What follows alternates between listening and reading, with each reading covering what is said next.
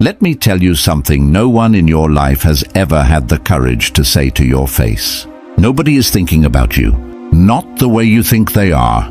Right now, at this very second, while you're lying awake rehearsing a conversation you had 3 days ago, while you're checking your phone for the 5th time, hoping someone noticed, while you're shrinking yourself in a room full of people so you don't seem too much.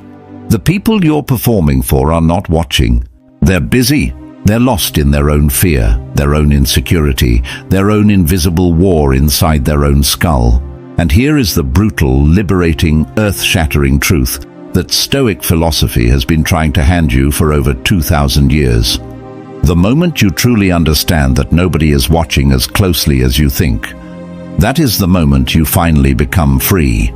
This is not a video about becoming cold. This is not a manual for isolation. This is not permission to become numb. This is a reckoning. This is the philosophical equivalent of someone grabbing you by the shoulders, looking you dead in the eye and saying, "Stop spending your one and only life auditioning for an audience that isn't even paying attention." You have been giving away the most precious thing you own, your peace of mind, to people who will not remember what you wore last Tuesday. You have been hemorrhaging your mental energy, trying to manage the perceptions of people who are too consumed with managing their own. And the Stoics, Marcus Aurelius writing alone in his war tent, Epictetus speaking in chains, Seneca facing the order of his own execution, they all arrived at the same radical conclusion. Your worth is not a number to be tallied by others. It is a fire that burns from within. So if you've ever felt invisible and then punished yourself for wanting to be seen, this is for you.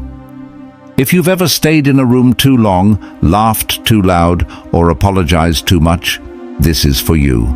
If you've ever made a decision based on what people might think instead of what you actually believe, this is for you.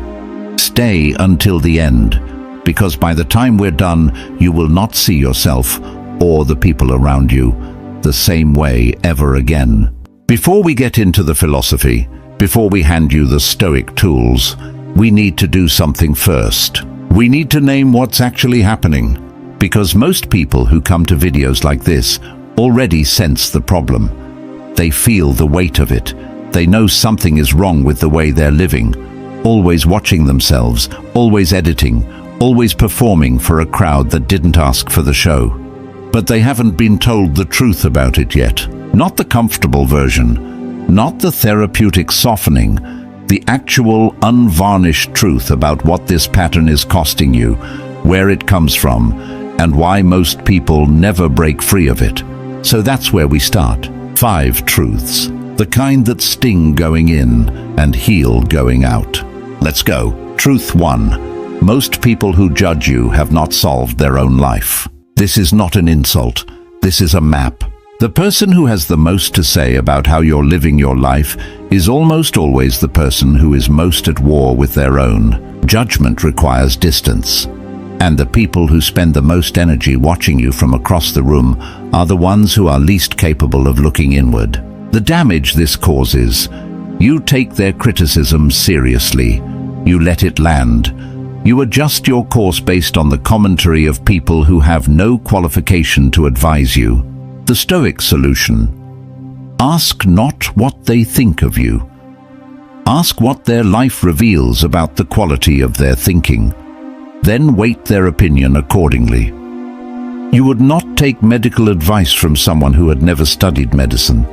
Do not take life advice from someone who has never studied how to live. Truth 2. The people pleaser is the loneliest person in the room. There is a particular kind of suffering that comes from being surrounded by people who like a version of you that doesn't exist.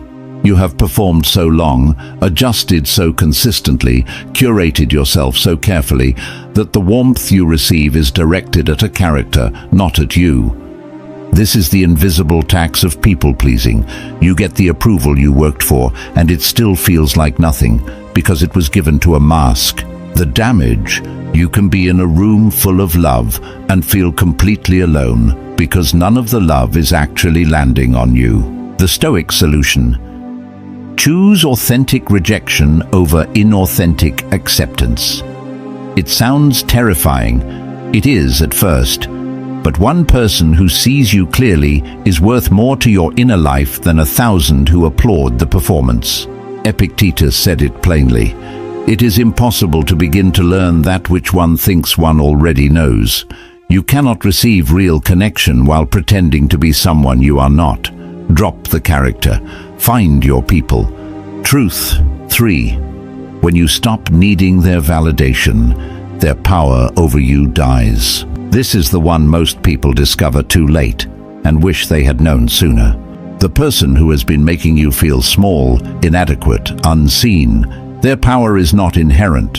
You lent it to them. The moment you stop needing their approval, the loan comes due and the dynamic collapses. The damage it does before you realize this. You remain in situations, relationships, workplaces, family dynamics, long past the point they serve you, because some part of you is still trying to earn something that isn't coming. The Stoic mechanism, amor fati, love of fate, acceptance of what is, which includes the acceptance that some people will never see your value, not because it isn't there, but because they are not equipped to recognize it.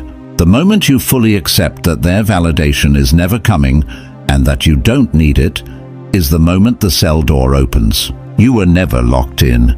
You just stopped walking out. Truth 4. Your sensitivity is not the problem. Your misplaced sensitivity is. You are not too sensitive.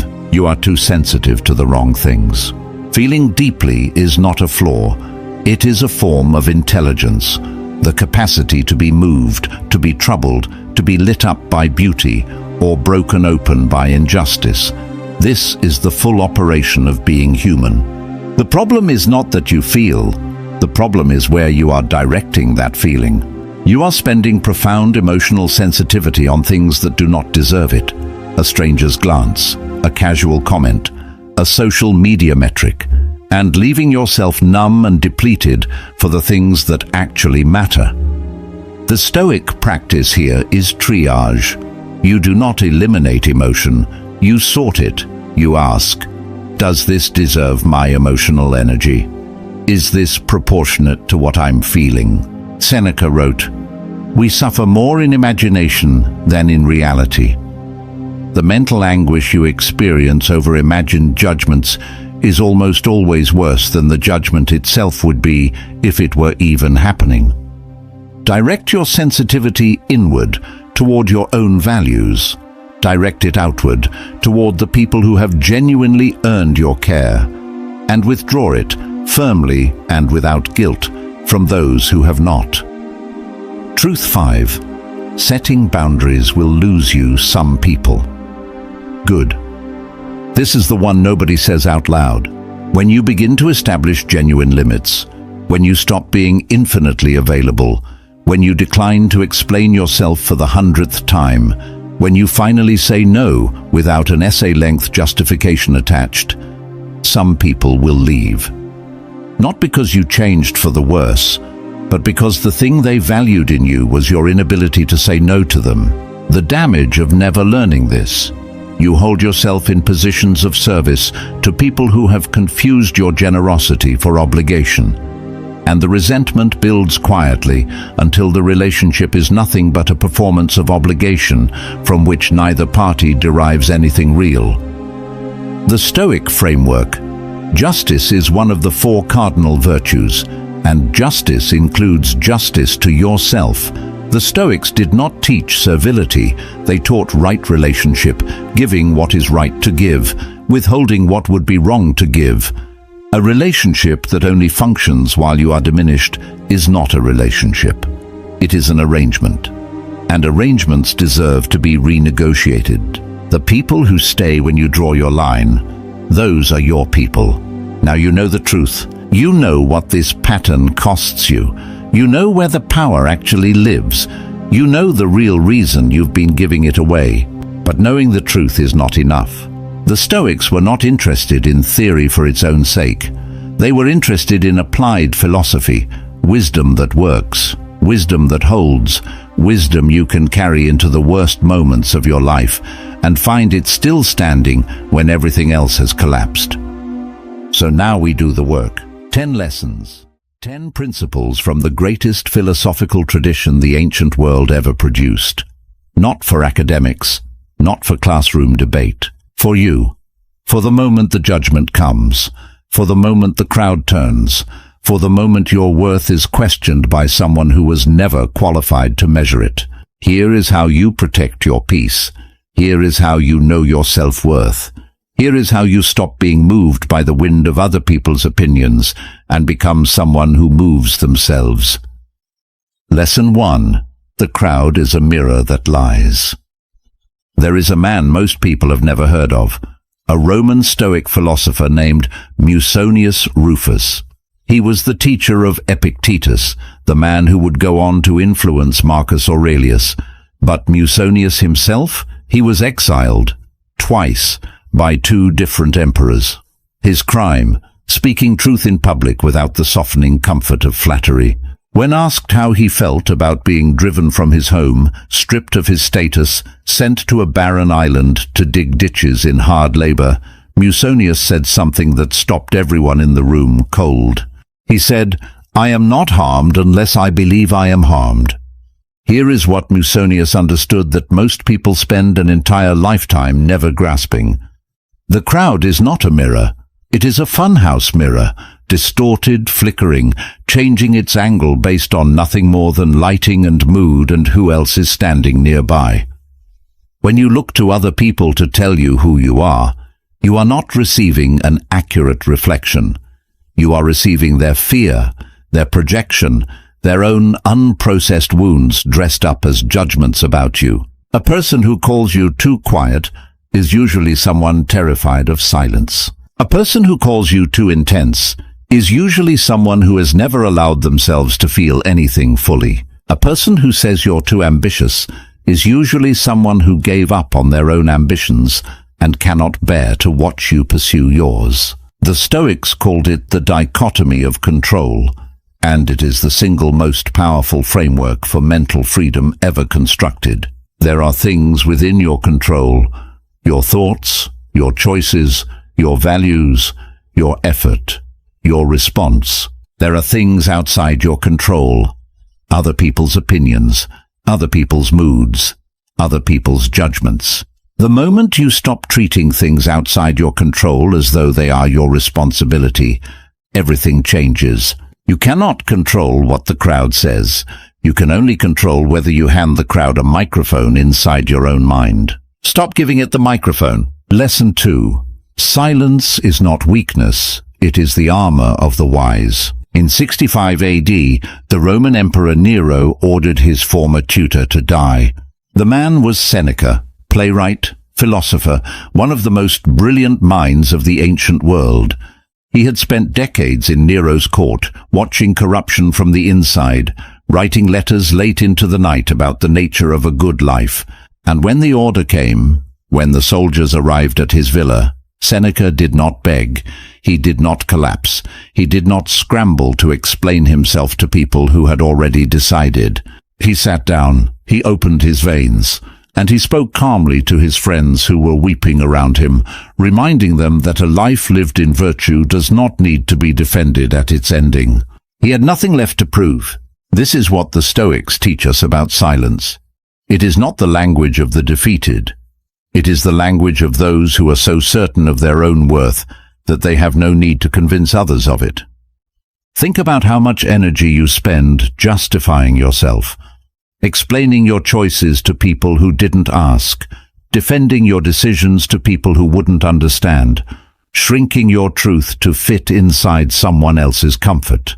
The Stoic principle here is called hegemonikon, the ruling faculty. The idea that your inner mind, your rational governing center, is the highest authority in your life, not your mother's opinion, not your colleague's raised eyebrow, not the comment section. When you truly inhabit your own ruling faculty, when you become the sovereign of your own mind, you stop needing to explain yourself to every passerby. Silence becomes your armor. Not because you have nothing to say, but because you understand that some audiences are simply not worth the performance. Lesson 3. The gaze of others is a prison with no walls. There is a concept in modern psychology called the spotlight effect, the documented, scientifically verified cognitive bias where human beings dramatically overestimate how much other people notice them. Researchers have tested this repeatedly. They will have someone walk into a room wearing a mildly embarrassing t-shirt. The person is certain everyone noticed. The studies consistently show barely anyone did. Most people estimate roughly 50% of the room clocked them. The actual number is closer to 20%. The Stoics arrived at this same truth through pure philosophy, 2,000 years before the research. Marcus Aurelius, Emperor of Rome, the most watched man on earth at the time, wrote in his private journal something that should make you stop and breathe. How many of Fabius, Scipio, Cato, yes, and nigh the whole city of Rome, have faded from memory? How many a brilliant man of talent lies forgotten? He was the most powerful man alive, and he understood, in the quiet of his own thoughts, that the gaze of others is temporary, that the crowd's attention is a river that moves on regardless. The prison you believe you're in, the prison of other people's constant observation, has no walls. You built it yourself from fear and assumption. Here is what actually happens when you make the brave choice, when you speak your truth, when you walk differently from the crowd. Most people don't notice. The ones who do notice forget within 3 days. The ones who remember are either inspired or threatened, and both of those reactions are about them, not you. The Stoics had a practice for dismantling this prison. They called it memento mori. Remember that you will die, not as a morbid obsession, as a precision tool for liberation. Because when you hold the reality of your own mortality clearly in your mind, when you ask yourself, will this person's opinion matter in 10 years, in 20, at the last breath? The prison dissolves. Lesson 4. Your approval. Hunger is costing you your life. There was a Stoic philosopher named Musonius Rufus who wrote an essay that historians largely ignored for centuries. It was called On Food, but it was not really about food at all. It was about appetite. Musonius argued that the desire for external pleasure, for approval, for comfort, for the soft warmth of other people's good opinion, operates exactly like an insatiable hunger. The more you feed it, the larger it grows. The more likes you receive, the more likes you need. The more praise that comes in, the louder the silence becomes when the praise stops. This is the trap. And modern neuroscience has confirmed what Musonius intuited through reason alone. The brain's reward system processes social approval through the same pathways as chemical addiction, a hit of validation, a withdrawal into anxiety when it stops. You are not weak for wanting to be seen. That desire is ancient and human and real, but you must understand what it costs you when it runs unchecked.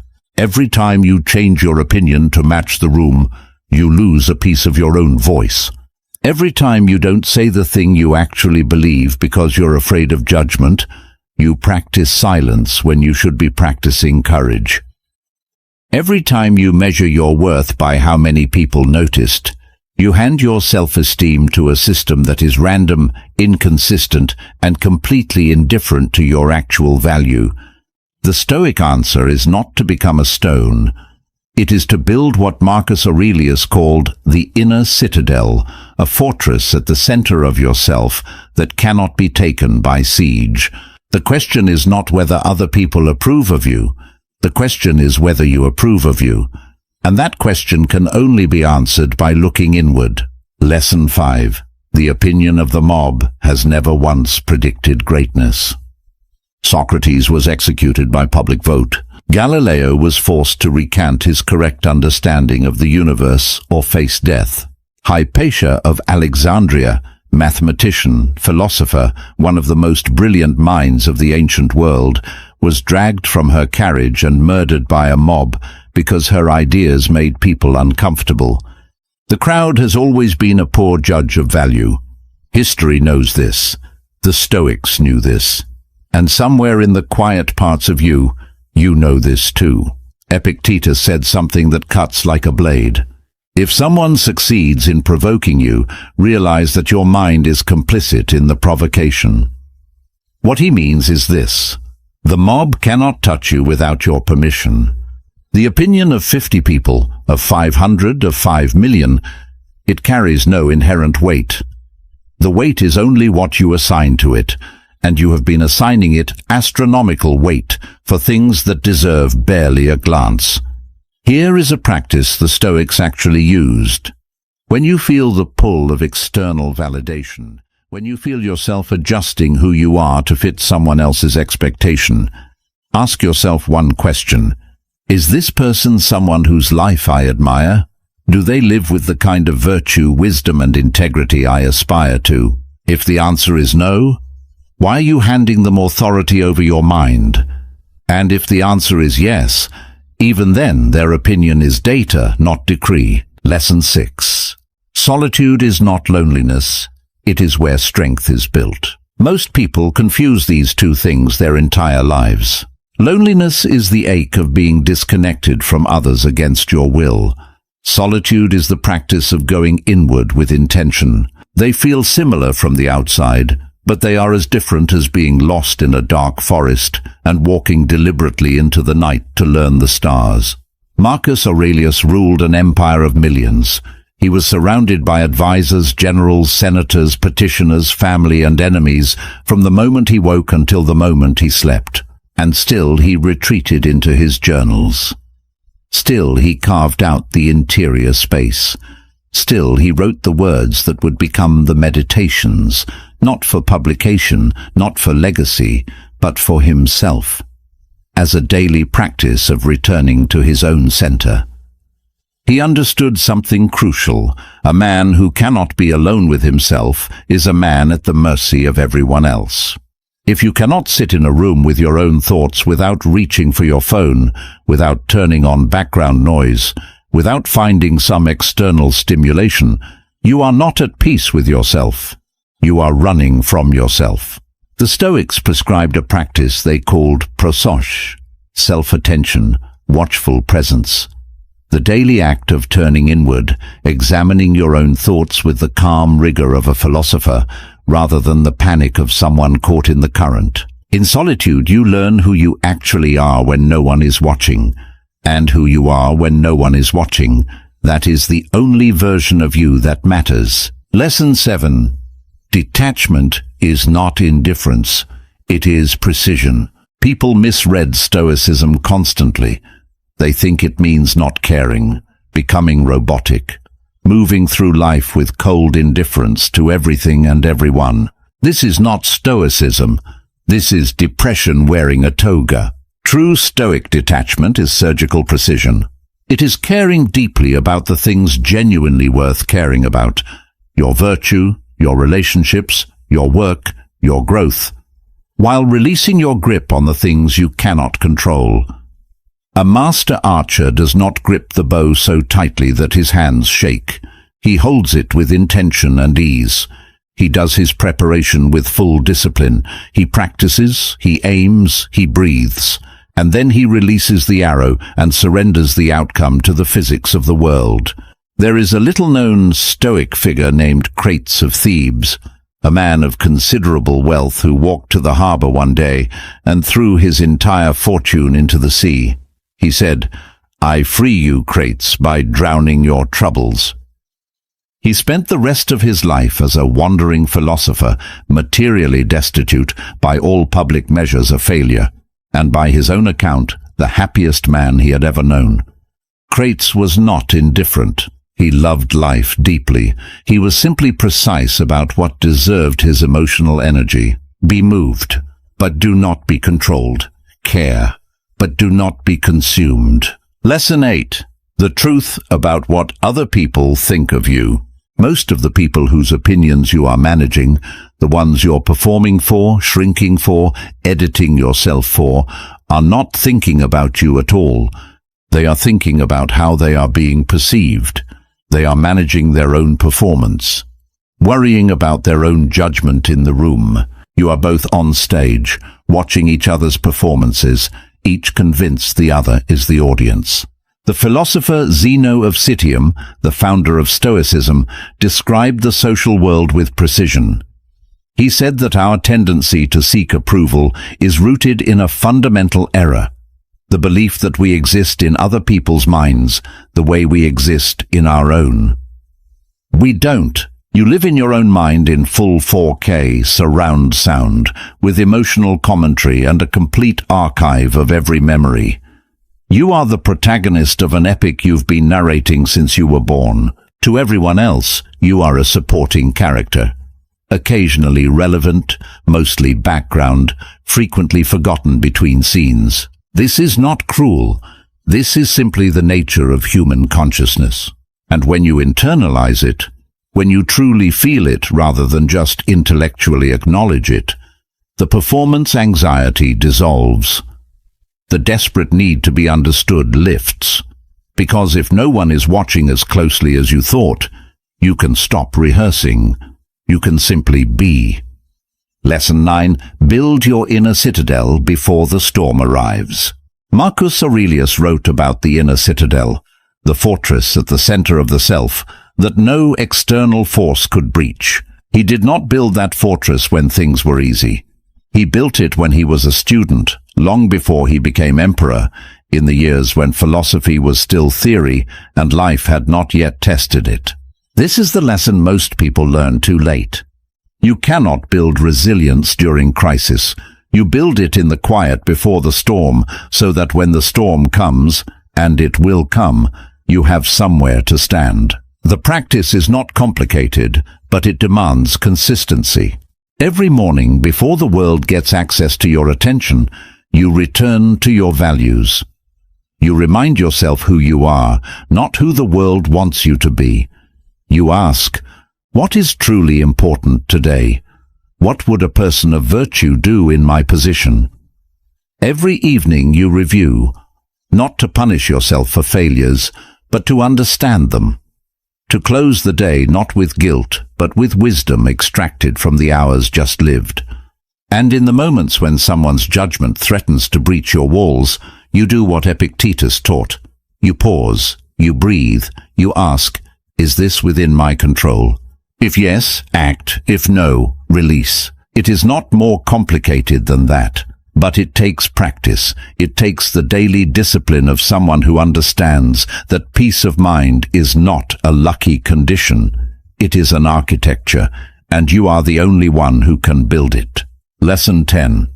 You are not responsible for being understood.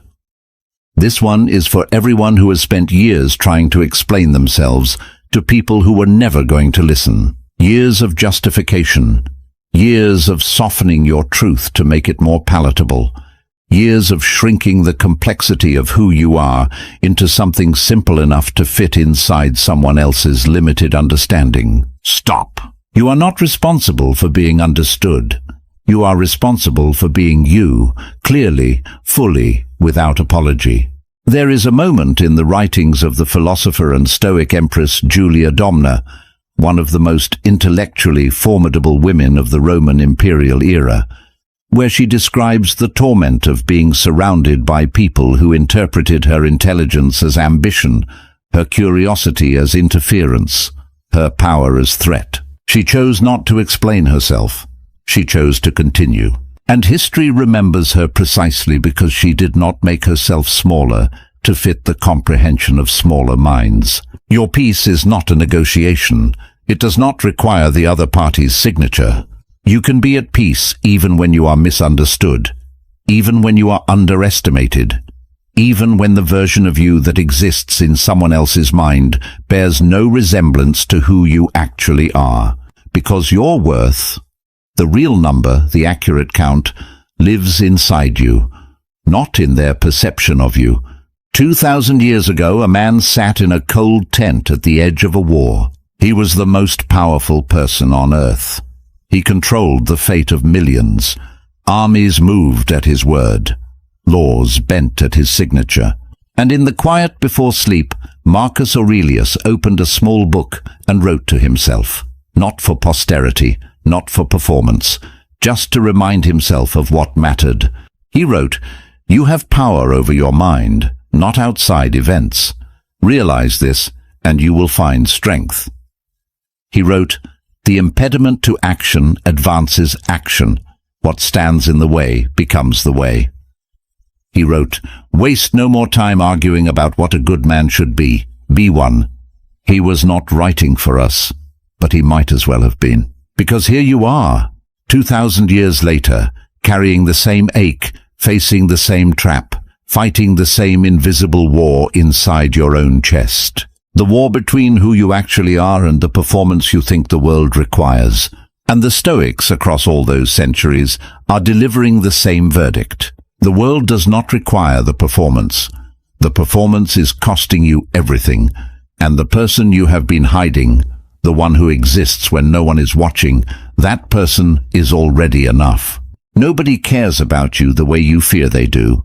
And once you truly know that, once that lands in your chest and stays there, you are free. You were always free. Go live like it.